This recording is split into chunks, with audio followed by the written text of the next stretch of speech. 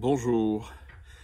Alors, lors de ma dernière session en Suisse, là, quelqu'un a posé une question qui venait pas juste d'une curiosité, mais d'une vraie question de sa vie. Et qu'elle me dit, mais comme ça, mais qu'est-ce que tu penses des esprits frappeurs, donc des poltergeists?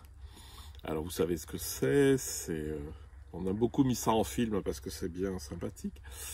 C'est des manifestations de bruit, de choses qui se déplacent, des choses qui tombent, des ampoules qui éclatent dans une maison. Et donc la question c'est qu'est-ce que j'en pense? Alors c'est pas mon cœur de métier, loin de là, mais quand même il y a un certain nombre d'informations que je voudrais vous donner là-dessus. Déjà c'est que il y a longtemps qu'on a remarqué que les poltergeists se manifestaient à partir du moment où quelqu'un était perturbé dans une maison. C'est-à-dire où quelqu'un avait des tensions intérieures, soit des traumatismes. C'est souvent en lien avec des adolescents qui sont en crise. Et que donc on s'est déjà rendu compte depuis très très longtemps que lorsque la personne s'en allait de la maison, il n'y avait plus ces manifestations.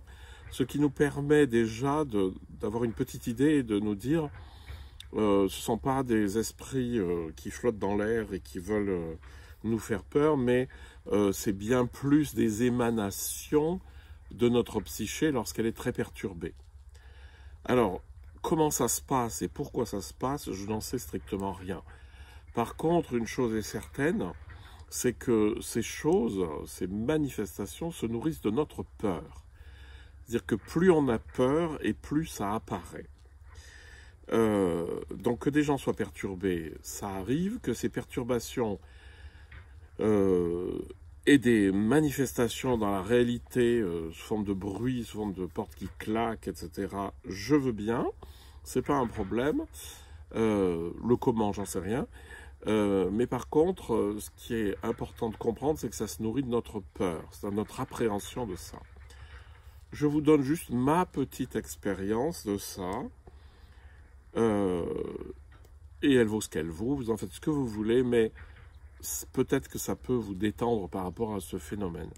Une fois, j'étais chez une amie qui me dit, j'arrive dans son chalet en Suisse, et elle me dit, oui, tu t'affoles pas, mais dans la maison en ce moment, il y a des bruits, il y a des choses, il se passe des trucs. Alors j'ai fait venir une copine qui a brûlé de la sauge, etc., pour nettoyer un peu, mais...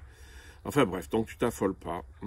Alors bon, c'était pas difficile de voir qui était perturbé, parce qu'il n'y avait qu'une personne dans cette maison.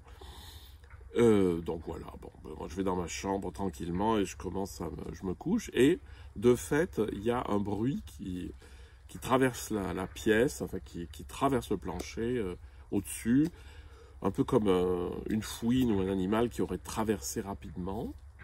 Et là j'ai compris que c'était de ça dont il s'agissait. J'ai eu qu'une réaction, je vais dire stop, j'en veux pas. Je veux pas. Ça s'est complètement arrêté.